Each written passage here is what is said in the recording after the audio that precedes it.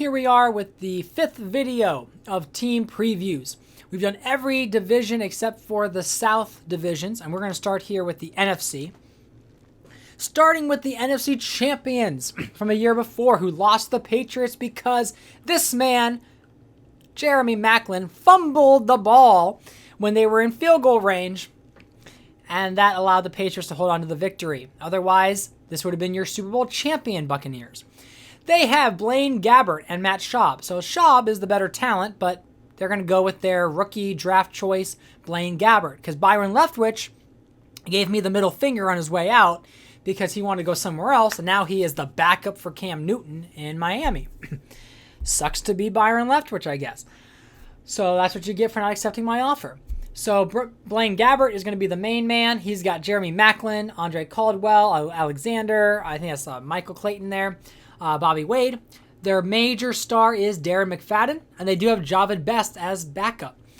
When McFadden was injured last year, it was Best who took the reins as a rookie and did fantastic. It helped keep them in that playoff picture. And they had Dante Culpepper last year who just got broken. They broke him after 4 weeks, and that's why Byron Leftwich took the reins again after having the previous season being the starter and missing the playoffs shortly by a small margin. So now they're going with Gabbert. They're having a new page in their journey. They got Owen Daniels on tight end with Donald Lee and Santi. We see Davis, Bernardo, Spitz, Mathis, and their old man, Robert Gallery. All there on the O-line. We see that one of the better O-lines maybe in the league. They got some good veterans there, some talent. On defense, they got Geno Atkins up front with Mark Anderson and Hatcher. Got Ronald Brace. Linebackers, we got Derek Johnson, who's their star middle linebacker, with Geno Hayes and Nicholas in support. Then, of course, it is Revis Island here in Tampa Bay. So Darrelle Revis, we see Quentin Jammer, Griffin, Ladarius Webb there, Starks, even John Wendling and Sandejo. So they have one of my major builds, which is you want to have a solid defensive tackle or pass rusher, and they have both. They have Derek Johnson, and they've got their top cornerback, Darrelle Revis, who is, let's see, is he number one? He is a second best ranked cornerback. So this is a solid defense and could carry them this season. We see Seta and Seifries. Now, they're a good team. The Falcons are also a good team. And that's who we're going to talk to next. And then the Panthers have been the team, despite the fact they couldn't get to the Super Bowl. So Tampa Bay was able to beat several teams in overtime in the playoffs. So here we are. The Falcons, who have had good seasons, weak seasons. I think this might be a make or break season for Brad Childress, who's been there for a while. We've got quarterback Jason Campbell and Dixon behind him, Gerard Johnson there.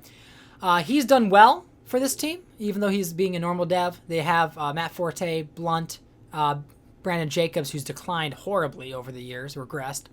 Larry Fitzgerald being the star receiver with Robert Meacham, Massaquoi. This year they had Julius Thomas, who's going to be a steal. He was a late round pick. Ben Troop and Zach Miller, and the other Zach Miller. They do have Tyler Columbus, Roman Foster, Sims, Lewis, and Nate Soldier. And Soldier was their first round pick this year. And they have Charlie Johnson, right? And Charlie Johnson's okay, but he's a 27-year-old, 75 overall, normal dev. Soldier's going to be the future at left tackle. I think that was still a good pick. Then we've got Cliff Averill. I think it's, which Johnson is this? This is Travis Johnson, right? 29-year-old. DT, Lewis, Kearney. Kearney's good. He's old. We got Jabal Sheard, who's going to take on that next role. They also have Greg Hardy, who, again, terrible person, but he was a good football player. So he's rated lower. So whoever made these rosters, I think, hated on certain people just because they were bad people. We have Antonio Cromartie, McKelvin, Gaddis, Brown. They have Cam Chancellor and what Jones is this? Rashad Jones. So they got two superstar safeties there, along with Bob Sanders, who's been like defensive player of the year. Clay Matthews, Washington, Robert Mathis, who's declined a bit.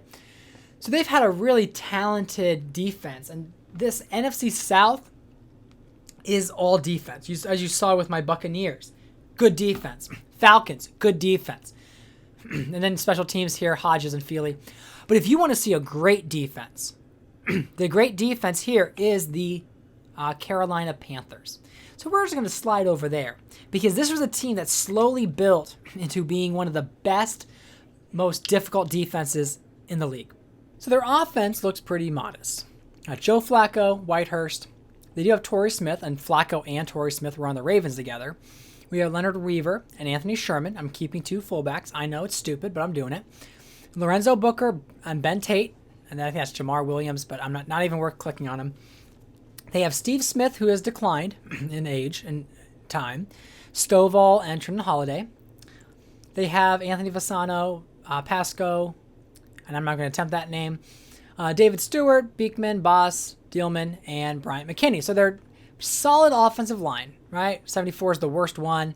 Solid left side. They used to have the duo of Larry Johnson and Michael Turner. Then it was Larry Johnson and Lorenzo Booker. Now it's Lorenzo Booker and Ben Tate. So they've had a dual running back system for years, and it has worked well for them. But here's where they are really stand out. Look at that defense. Now, it doesn't look as good as it was maybe before because they've had to move on from some people. But they've got Julius Peppers, Chris Jenkins, 290 pluses on that defensive front. They have Dunlap and Ayers as backups, and even Atkins. Campman probably could be possibly replaced soon by Dunlap or Ayers. And then there's Pat Sims on the inside. Then they have DeMarcus Ware and David Harris and Dan Morgan. Dan Morgan, who did have, I think it was star dev before. He's getting older. He is now at 32 years old. But he's kind of been the cornerstone of that middle part of the defense. Then you have Devin McCourty, Sam Shields, Chris Harris Jr., Captain Munderland, and Adams. So this was a team that they struggled with cornerback, and so I really invested in cornerback these last few years, and they have been developing into not just good, but fantastic cornerbacks. Look at those 2 superstars. And then there's Chris Harris Jr. Then Michael Huff and Daniel Manning as safeties. That was a mistake years ago when I drafted 2 safeties in the same draft, and I wasn't planning on doing that. But then I ended up creating the best safety duo in the league. Then you have special teams, Sepulveda and Hall. So there you have it, the Panthers, who I think will be number 1 again. They are just too powerful of a team to bet against. Bucks and Falcons can go at it. I mean, I don't really have a clear answer on who may be the better team between Buccaneers and Falcons. I think with Blaine Gabbert, the Bucks are going to take a step back, and I think the Falcons might take that spot.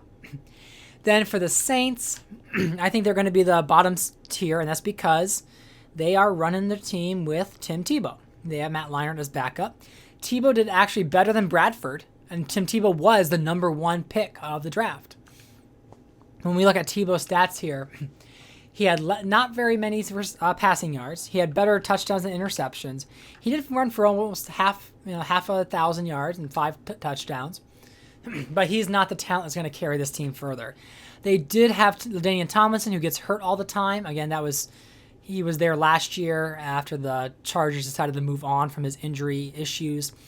Felix Jones will likely be in there a lot because of Tomlinson's injuries. Torrain. But then there's Brandon Marshall, Kenny Britt, Antonio Bryant, and Doucette, and Greg Olson. Now, their backup tight ends like Anobin and Cox were both rookies last year. I needed to fill it, but Anobin's been pretty decent for them, even though he's lowly overall. Then we got Williams, Charles Bentley, Dadish, Sutton, and Whitworth. I think he might be the 2nd best or 3rd best OT in the league. Great addition there for them. When they drafted him, been an anchor for them on that offensive line. Defensively, right, they're not the same as the rest of their division. I've built their front D-line there. They got Cameron Jordan, Joseph, Michael Johnson. And so they're going to grow. They do have Patrick Peterson as their cornerback, helping their DBs, which they desperately needed with William Gay and Brandon Flowers. I forget which, Kerry Williams there. Then Piscatelli and Brown, not great safeties, but that's who they got.